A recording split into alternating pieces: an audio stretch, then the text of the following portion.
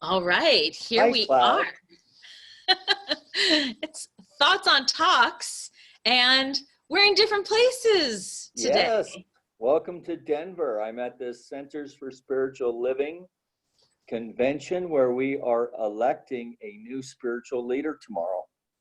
Wow, Yes, that's kind all of my big. many colleagues are here, and they saw me loafing and just kind of wandering around and socializing, and I've been volunteered for something at the last minute. So Okay, so you're not going to be able to stick around long, so we'll try to maximize your time.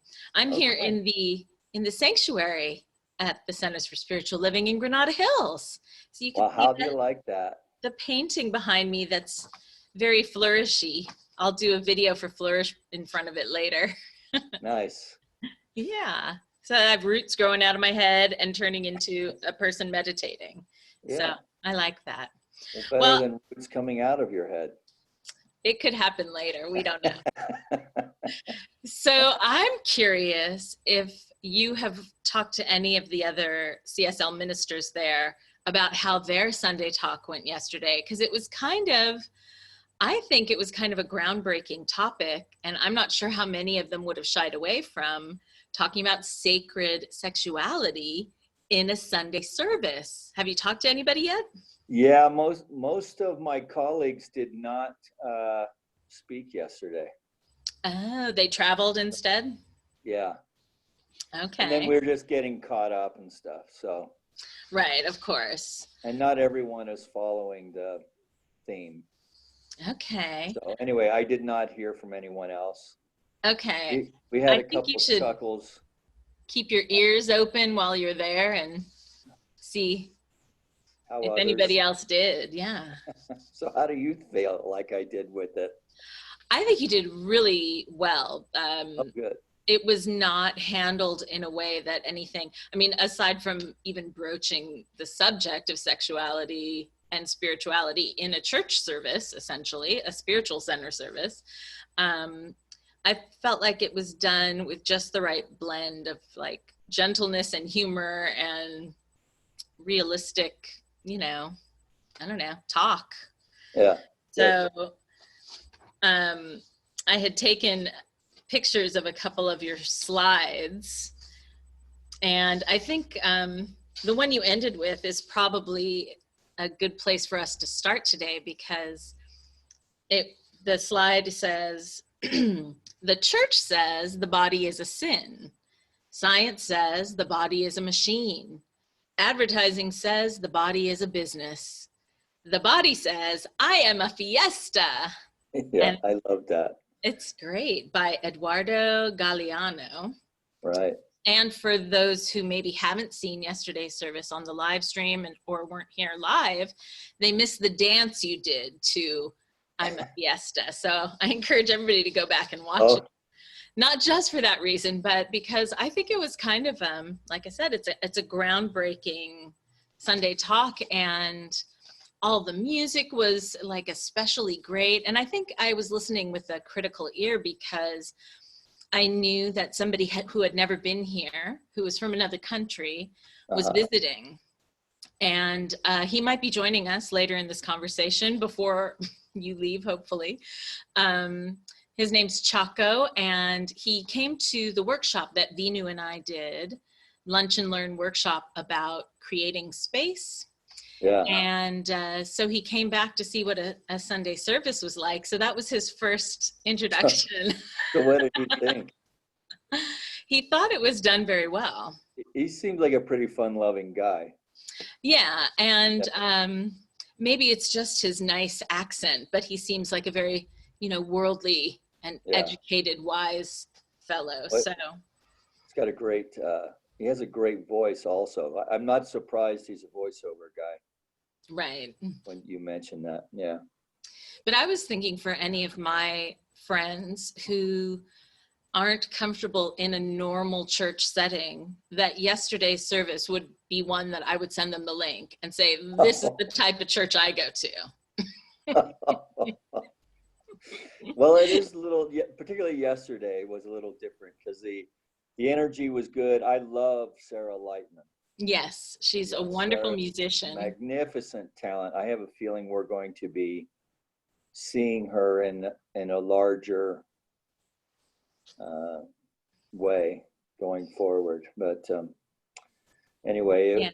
and it was, it was kind of touchy. I mean, how could it not did my be? little John Oliver imitation with my President George and Martha Washington giving birth to a new nation. But That was good. Of course, you said at the time you didn't get the big laugh you were hoping for. yeah, sometimes I think people are like, what the hell is he doing? I liked the one about the monks, and even the picture was like a classical, spiritual looking churchy picture of monks studying. Yeah.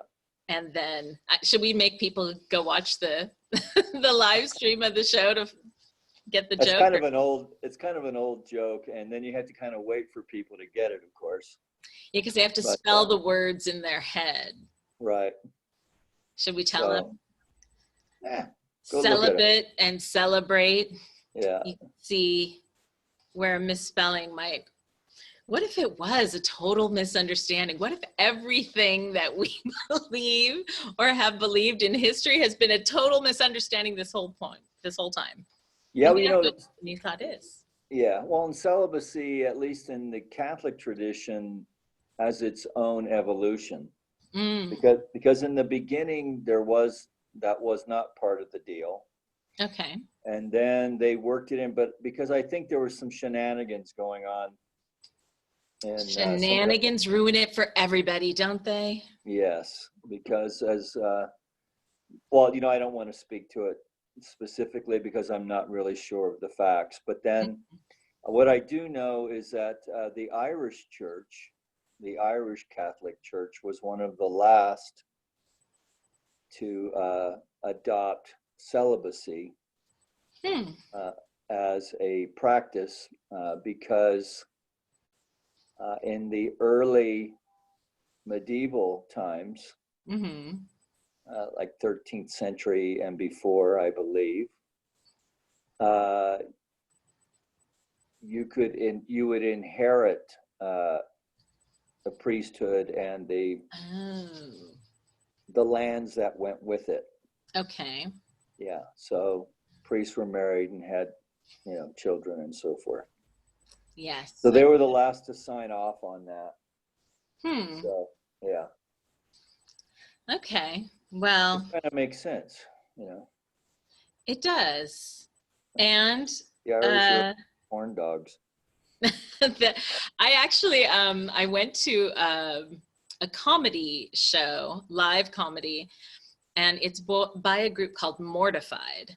And this group has been around for probably a decade, and they go from city to city, and they encourage people to go through their childhood diaries or poems that they wrote as a teenager, or angsty videos or recordings, and share them in front of an audience. So it's like group therapy, because everybody can relate to being mortified by something they did when they were young and uninformed.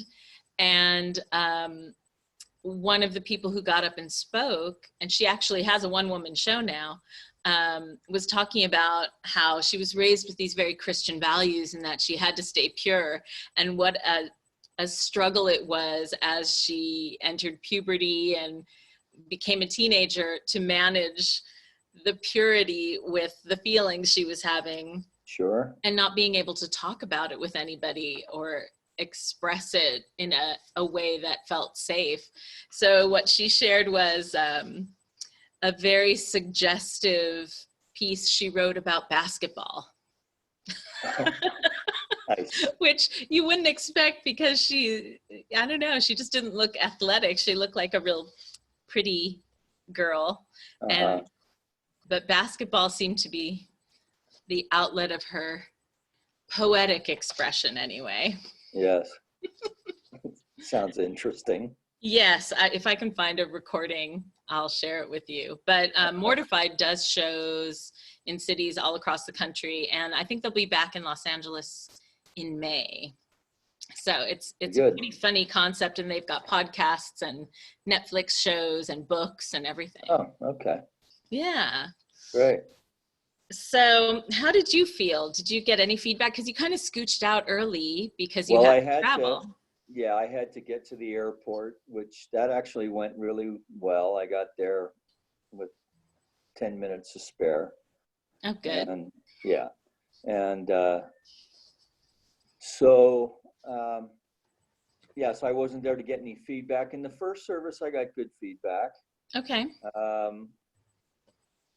But, I didn't really get too deep into anything. So, because sacred sexuality from what the ministers, the ministerial students were exploring more the pleasure end and how it's okay to explore pleasure, which of course it is. But to me, sexuality that's just a small part of it. Mm-hmm. Because whether we're aware of it or not, we use our sexuality in everything. And we use that tension within it, right, to form social bonds, mm-hmm. Or exclude also. But I think for people who are really comfortable with, let me just speak to my own path. So, okay. I joke all the time that I'm a recovering homophobe. Okay. Because, for whatever reason, cultural, familial, locker roomial, all of it. Uh-huh. And I did have situations where men had come on to me before, and I just wasn't equipped to deal with it. But it wasn't until when I just really acknowledged, because I have all brothers and I worked in an industry that was all men, right? Mm-hmm. But at some level, in my 40s, I realized that there were a lot of men who I did love. But just because you love men doesn't mean you want to go, diddle with them. So, and once I realized that, and that, contrary to what I think, gay men probably really aren't that into me. Right? Because So is that the fear that if you were like in proximity of a gay man, they might be totally into you? Like it's a disease or something that you catch, or I don't know what I thought, to be honest with you.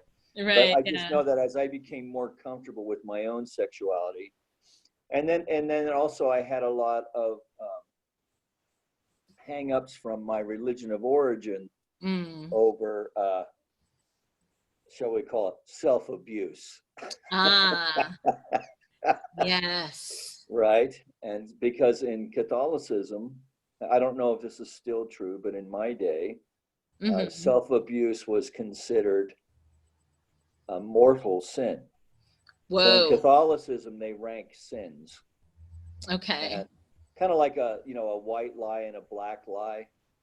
Okay. Right?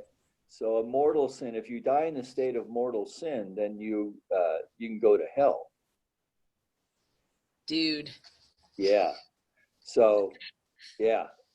What a burden to put on people. Yeah, no kidding. Particularly when you are looking for release as a teen. Yeah. So, but at any rate, hormones. So that affected me in a lot of ways, which seems kind of crazy to think back on now as a, 60, in my early 60s. And then, I was listening to something Richard Rohr speaks a lot to men's issues. And he made the point, and when he said it, it just really rang true that younger men need the love of older men. Mm. And we don't really have language for that. And So I like, think like loving my situation relationships. that I'm speaking to, you know, Mm-hmm. like you're fond of someone who works for you or a male friend or whatever. We don't really have the Mm-hmm. language for expressing that appropriately in the Mm-hmm. ways that, you know, at least I think women are much better at that with each other. Mm-hmm. So so at any rate, I think there's just a lot of layers of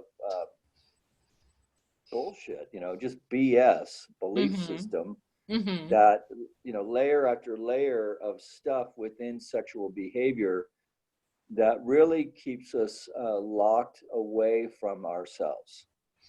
And so Yeah. we can't be more fully present. I don't know if that makes any sense. The thing that But occurred to me during the talk was that we humans find a way to express sexuality through art. So like rock and roll is sexuality. If you think about how everybody was, at least the grown-ups were so terrified of the way Elvis Presley danced. exactly, yeah.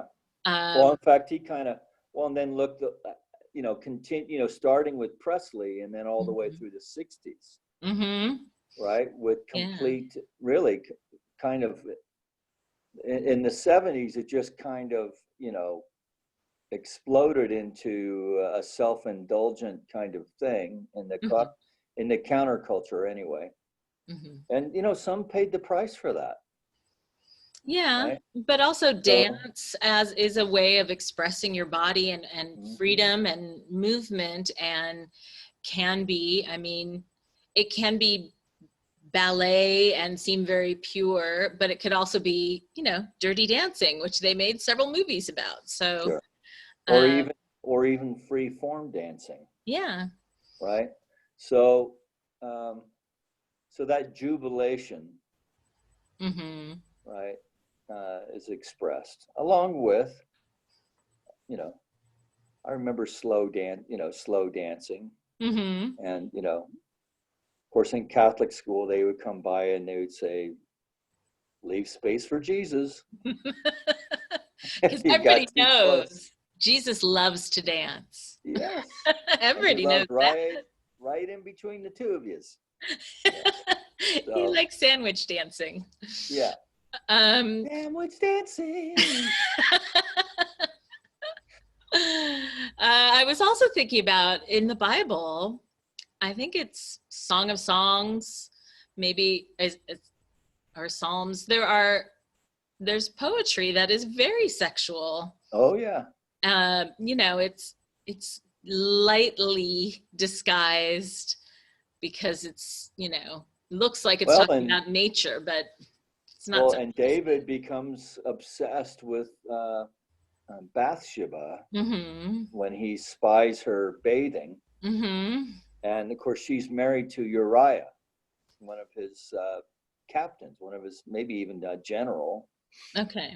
And he sends him to the front line so he can have his wife. Yeah, so these things are in the There's Bible. some gnarly stuff in there, man. That's why Yeah. it's for people who I understand why people don't want to read the Bible because it's kind of convoluted, but there are these wonderful gems Mm-hmm. that speak to the human condition, right? Yes. Yeah. You know, abuse of power, Mm-hmm. hubris, lust, Mm-hmm. just, you know, and then of course, with the teachings of Jesus, so many examples of kindness, radical Yeah. kindness, Yeah. being shown to outcasts. Yeah. So Exactly. it's worth exploring. Yeah. Yeah. Especially because it's the the storytelling culture. It's from our Western culture. Exactly. It's our cultural inheritance. So, well, you know, the other thing before we move off of that, so yeah. for people, if anyone's watching and they think, Bible, there is a book called Don't Know Much About the Bible. Mm-hmm. And if you get that book along with a Bible, it kind of takes you through the various stories and some of the controversies around them in a very humorous way. Oh, I forget okay. who the writer is. He's written a few. Mm. It's a good primer because everything is annotated so that you can check it out, Mm-hmm. you know, and look it up. Yeah. That's good. It sounds like it's sort of the Bible for dummies sort of thing. Yeah, exactly. Yeah. Well, One of the quotes that you showed on a slide yesterday was from Ernest Holmes in The Creative Mind. Human magnetism is not hypnotism. It is the divinity of humanity in expression. And when we learn to convert human passion into divine love, to transmute the lower into the higher, we shall have with us a power of attraction against which nothing can stand. yeah. It's pretty powerful.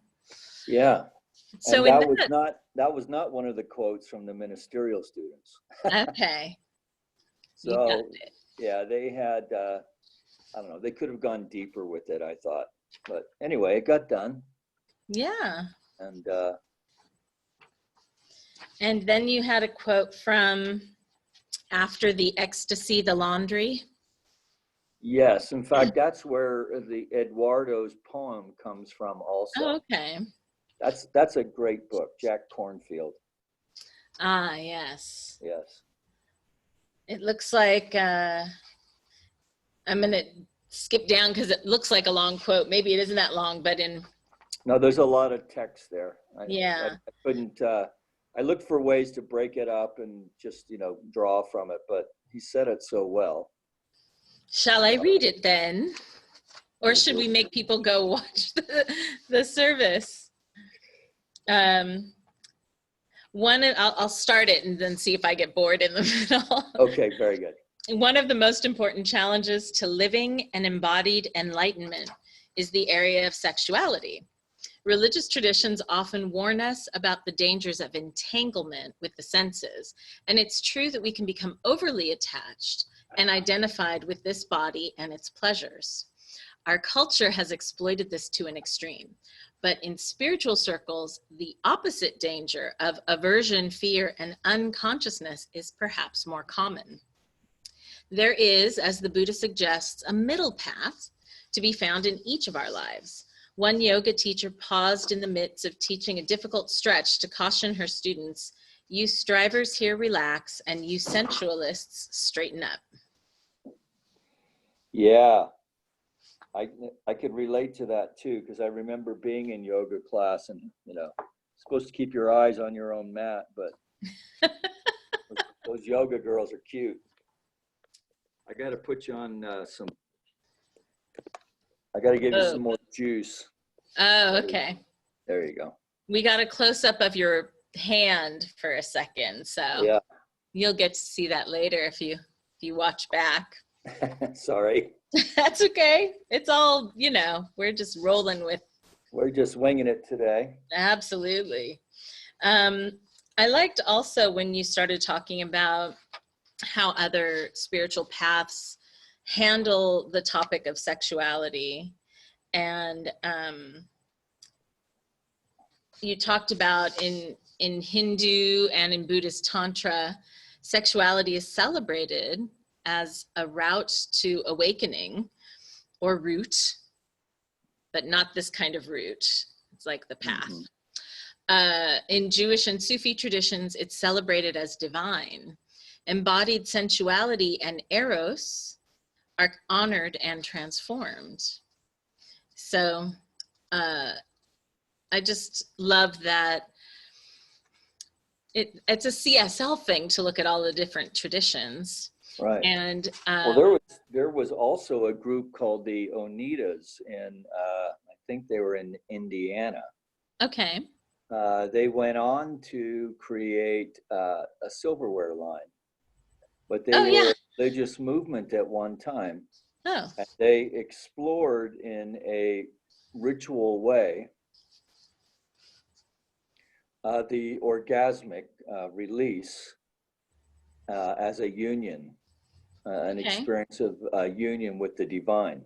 Mm-hmm. So, as you might imagine, they were a very popular movement for a while.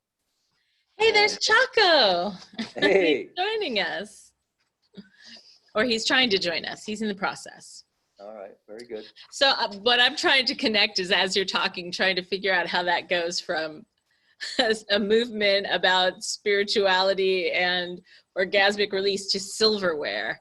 Yeah, I'm not really sure, but I think it's in the People's History by Howard Zinn. Okay, interesting. Yeah. Hi, Chacko. Hello. Hi. Hey, how you doing? I I'm think your good. timing is perfect because Reverend Mike has to leave us in about 5 minutes, I think. Yeah. Okay. Okay. So the thing that I wanted to hear from you, Chacko, because it was your first time at Centers for Spiritual Living service. And so it was I think, well, I'll just ask you, what was your experience? What did you think? Well, I mean, it was lovely. It was just, there was so much warmth and friendliness. It was a great way to start a Sunday, and I enjoyed the singing. The singing was beautiful. Yeah. And I was asking you about the song about the Namaste. Or was it Look at the Person to the Next of You? Yes. Yeah, the Eddie Watkins Jr. song. Yeah. Do his Yeah. opening. Mm-hmm. That was great. And just a very nice energy, very positive, very welcoming.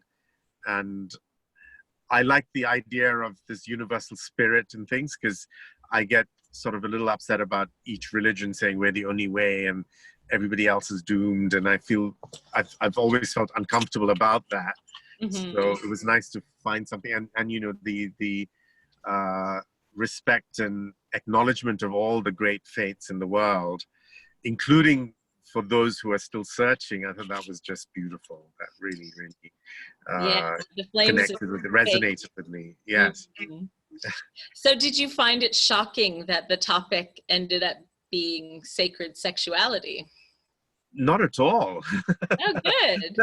So I was a bit surprised that people were a little shocked or a little like taken aback, or like, oh wow, it's the first time we've had sexuality. And because Venu had told me that's the topic, and I thought, oh, how cool. Okay. And I thought she said it to me to sort of to make it more, to entice me over.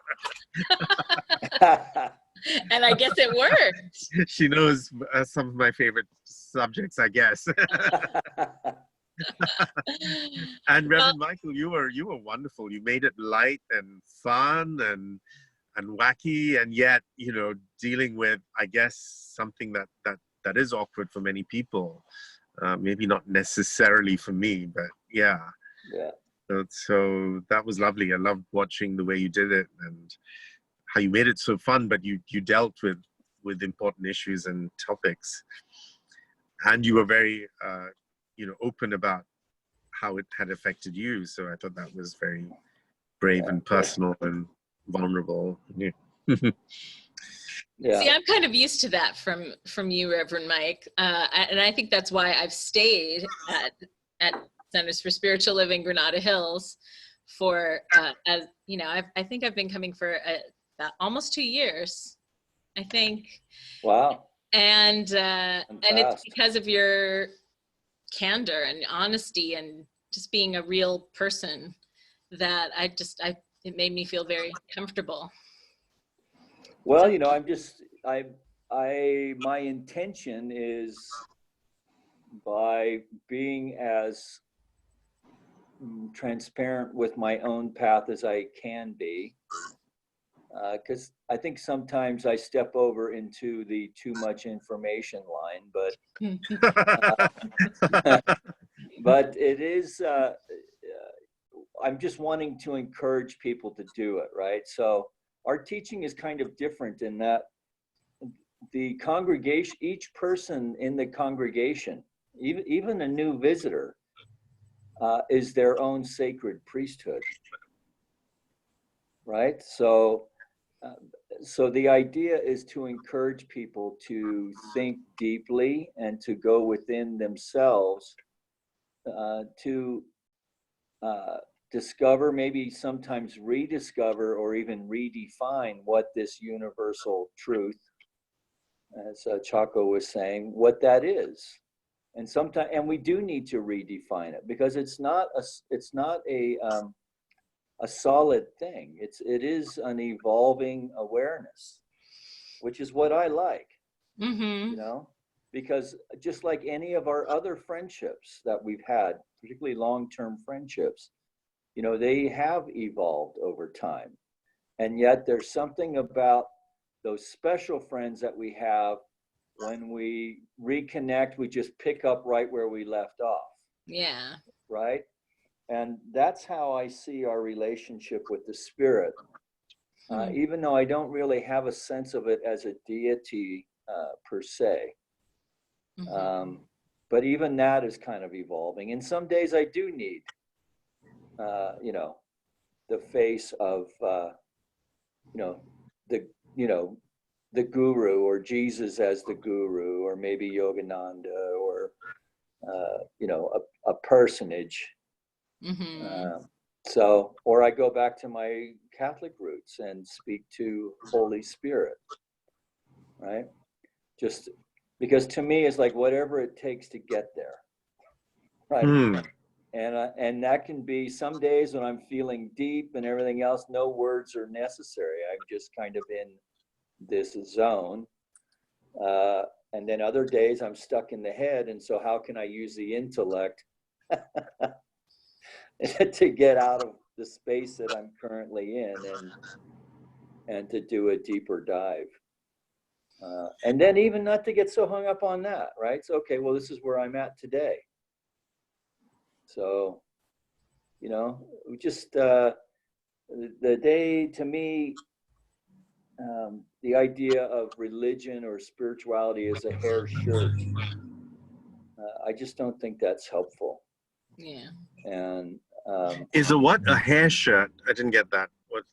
Yeah, so in medieval times, you know, when monks believed in suffering as a path, right, to union with the Holy Spirit, so they would, or for doing penance, like a bishop would have flagellation and stuff. Yeah, all that stuff. Yeah.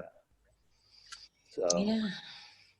So you had a Catholic. Oh, sorry. No, go ahead. He has to leave soon, is all I was going to say. But yeah. Well, go ahead. Okay. Well, it's just when you said you had a Catholic, I think I sort of got that from Sunday as well. But you know, and Sacred Sexuality. But it's when I think the Catholic Church in particular, I'm very upset with the church, is how people think they're going for something sacred and then they get sexually abused, and or they entrust their children to probably, you know, to priests, and they feel, in all honesty and in good faith, and then the children's lives or childhoods get destroyed. And just watching the two popes, I don't know if you saw that. Oh, I haven't seen it yet. And that helped me sort of, you know, reconcile a little bit with the Catholic Church. Otherwise, I've been just very anti the Catholic Church, and I feel, you know, having allowed these priests to continue doing it, I think that's just unforgivable. If you don't punish the priests, but you then transfer them to other parishes and let them continue doing what you know they will do, that's terrible. And then to not do any reforms or investigations. Why is there such a high incidence of sexual abuse?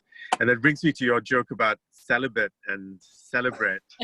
That's actually one of my dad's favorite stories. But the way he says is, which I think might work a little bit better, was because, you know, the priests are all, they've been sent to check that all the manuscripts have been correctly copied, because in the old days there were no printing presses Sure. and photocopiers. So I think the way he said it, people may not have got that they were in the scriptorium or whatever, going Yeah. back to the original text, because they were every so on they'd copy the whole text and then it would be pushed forward.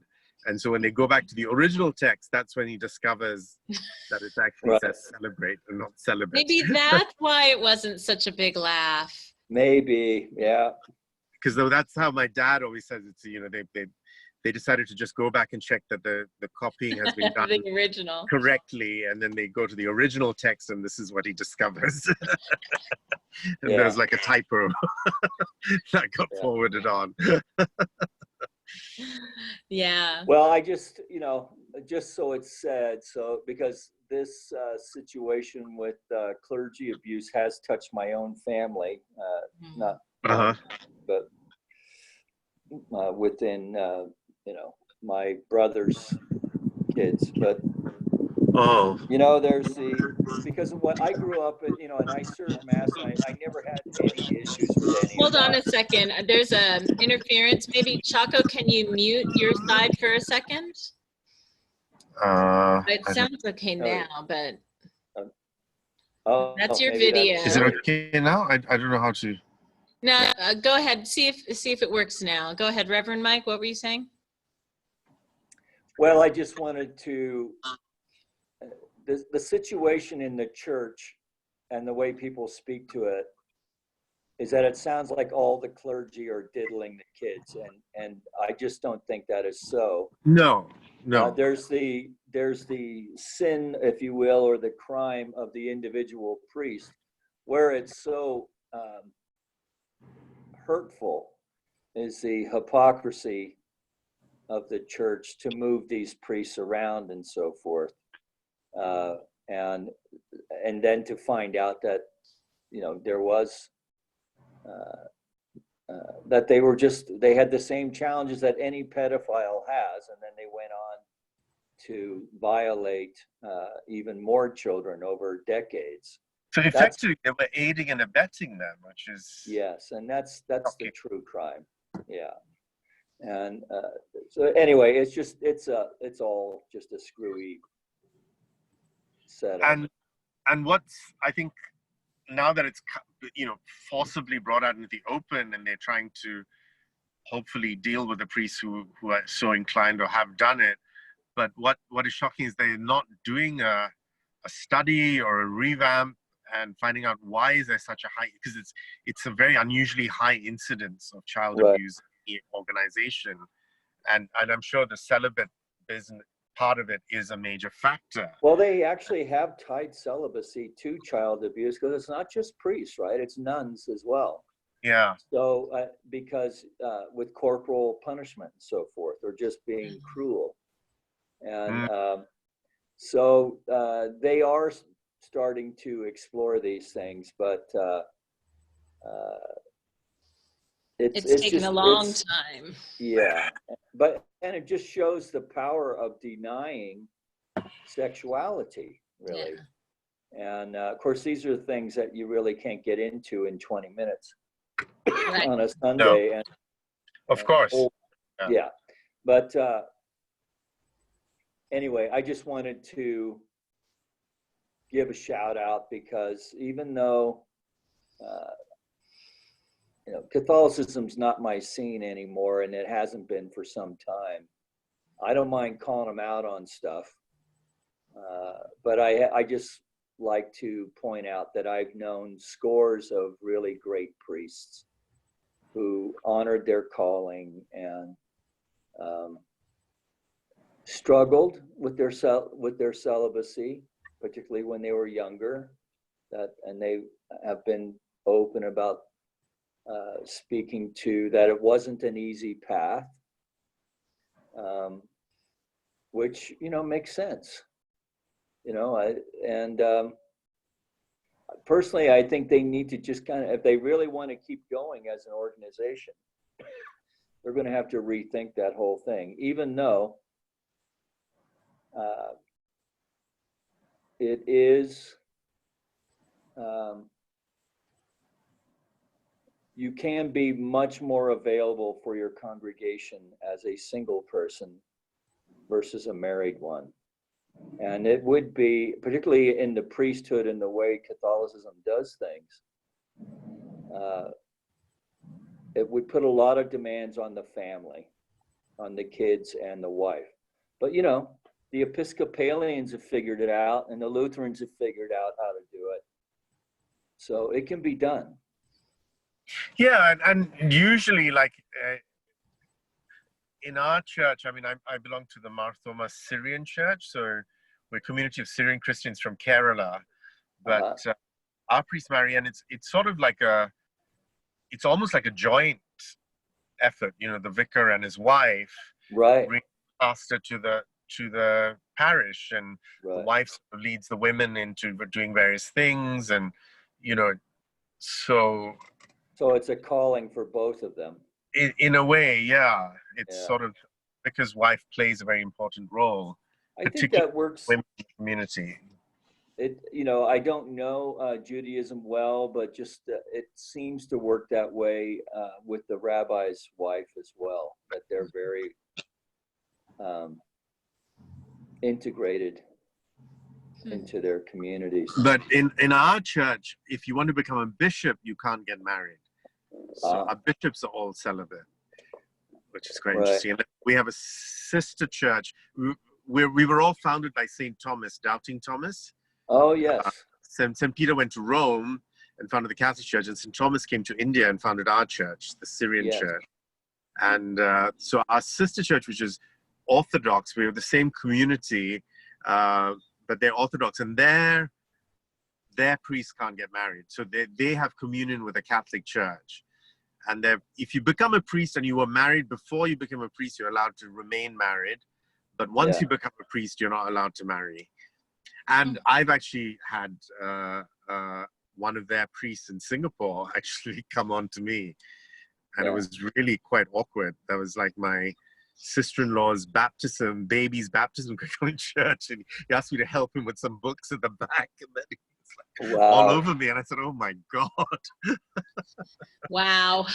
Oh, yeah. But, you know, I could sense that he was just had all this pent-up frustrations and maybe being in I don't know, you know, and where does it go and how do you handle it? Yeah. But I mean, I was an adult, very much so an adult and all that. So, but then it didn't occur to me, but now I'm sort of thinking, oh God, what is he doing? You know, does he do that to young people who are sort of in awe of him or as a priest? You know, how do I handle it? I mean, I just brushed him off and went back into the service, but. But you're an adult. Yeah, so it's very different ball game. Yeah. Oh my God. And I just thought, you know, like if I was really, and they sometimes have young boys assisting in the service and things. I mean, they might be teenagers, but if you're part of that, and then, you know, and then it's part of the service, something like this happens behind the altar or in the side room or something. How do you deal with it? Because it's so confusing, right? You know. Right. Yeah. Yeah. Yeah, it's anyway. Wow. But it's great that, you know, and I think it's wonderful that it is a topic in church because at least you can talk about it, whereas generally in churches, sex is just not discussed at all. Yeah. And it just becomes this uncomfortable. I didn't really talk about sex much yesterday. I managed to successfully skirt getting talked around it, around the edges of it. Yeah, you know, because that's kind of a workshopy thing anyway, right? Yeah. Smaller but I think group, just to bring it up as a subject and that it's, you know, that it's good, sex is a good thing to have and we should enjoy it. And it's one of the gifts that one of the greatest gifts that God has given us, really. That we can have pleasure, you know, that pleasure is good and we should, you know, there's nothing wrong about seeking pleasure and enjoying pleasure, which so many religions seem to feel it's bad. You can't enjoy, you know. Exactly. Yeah. And I think that's a huge step. Yeah. And I used to be a lawyer in a past life and I did medical legal law and I used to be involved with the Malaysian AIDS Council looking at their law and ethics issues. And certainly I found like the Catholics were the most difficult, you know, like condom promotion and stuff. They just did not want to know. And Malaysia is a Muslim country, so majority Muslim. And at least Islam recognizes that sex is important. Good sex is actually a right for everybody. And it's a ground for divorce if you're not having good sex. And they sort of accept that it's something that everybody has a right to. And so at least they would recognize that, you know, sex is people need sex. So if giving a condom means that you're going to, you know, I think Catholics are that you prevent conception, and that, you know, sex is for procreation, and that's why they're anti-condoms. But in Islam, if you can prevent a greater harm, then you can do a lesser harm or lesser evil. So they have that concept. So if you're going to prevent transmission of a fatal illness or an incurable disease, then you can give out condoms. Whereas the Catholics just didn't want to talk about it. Which is what some people think children are. I'm not one of them, but Whoa. anyway. Well, you know what? Rev, I do would we need love to let you chat, go? But I need to roll. Okay. Yeah. And are you around for a while, Chacko, or are you leaving town soon? I leave on the 27th. Okay. Well, so hopefully we can connect again soon. I'd love to hear more about the Syrian, because I've heard of St. Thomas going to India and all that. Yeah. So it'd be fun to have coffee and learn a little more of that. So anyway, I need to roll. Okay. Hope you the guys are going to convention's going stay well. on and finish up, yeah? Yeah, Chacko, you can stay on with me, and we'll find a way to wrap this up. Okay. See you, Rev. Bye, Reverend. Bye. Thanks for joining us, Chacko. Yeah. My pleasure. Thank you for inviting me. So we're both signed on as Reverend Mike right now. I don't know if it'll let him sign off, because, you know, we're at different locations signed on the same way. So. Oh, I Let me I've see not if I can really like used Zoom, kick so him out. Let's see, manage participants. That one's me, and this one's him. I'll at least see if I can mute him as he walks around his conference. It looks like it worked, maybe. Nope. Okay. Well, oh, you're getting comfortable in your car. Nope, you're not driving. Always talk about sex, you know. It's making you warm. That's funny. No, it's a bit hot in the car, actually. Yeah. Well, normally when we do this, Reverend Mike and I sit next to each other, and sometimes we do a screen share. So I'll show slides from the Sunday service or something that, you know, we might refer to. So today's a little different. Right. He's in another location, and originally we had planned for one of the practitioners used to live here, but she moved to Arizona, and so she's working with us on the YouTube channel, and she was supposed to co-host with me, but she wasn't feeling well. So I said, please focus on your health and healing, and we can all send some healing thoughts to Sherry Gideon's. So I'm happy that you were able to join us at the last minute. I'm glad it sort of worked out, or I've lost you. Okay. And that you were able to see Reverend Mike as well, because I wasn't sure when he would have time in his conference schedule to show up. So it all worked out, and that's good. So tell us a little bit about you, since we have you here.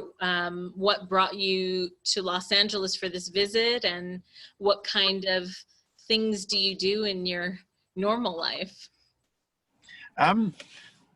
Well, I'm an actor, host, voiceover artist. I used to be a lawyer in a past life, and specialize in medical legal law issues and things. And I was living in LA for about 5 years. With, you know, pursuing acting primarily. That's how I got to know Vinu, and we've stayed in touch. And then I've been back in Malaysia for about 4.5 years, I moved back because my mother's not so well and things. It's just very far away to try and connect or keep in touch or be involved in stuff there. So, yeah. So I'm acting and voiceovering and emceeing or hosting events and things there. And then I came over to host something I've done for the last couple of years is it's called the Association of Media and Entertainment Council of the Year Awards. So it's entertainment lawyers giving each other awards and nobody else will. Interesting. I actually am very fond of the entertainment lawyers I used to work with at Warner Brothers Television in business affairs. Many of them are still there. So I'm sending a little letter your way. Did you say Brothers Television? Warner Brothers. Warner Brothers. Okay. Yeah. Yeah. So I worked there with the business affairs, the lawyers in business affairs. So good people. I enjoyed it. Right. Yeah. So and now what you're do you just do now? You were doing, what were you doing with Warner Brothers? Or I was a executive assistant. So I was a secretary essentially, but so my boss was a VP of business affairs. So I was helping wrangle legal language and contracts and making sure they got signed and distributed and all of that for television actors, writers, producers. So it was interesting, and I got a lot of inside information. And we were in the same building where, I mean, this tells you when I was there. It's been quite a while. Friends was in production at the time. And so they would come in and do their table reads of a script in the conference room right across from us. Wow. And so we would, see them in the hallway and get to enjoy whatever catered breakfast they didn't finish. So, but I grew up in LA. My grandmother was a makeup artist in Hollywood. So, and I started singing with a professional children's group when I was maybe 9. So I've just sort of always been around the entertainment industry in some way.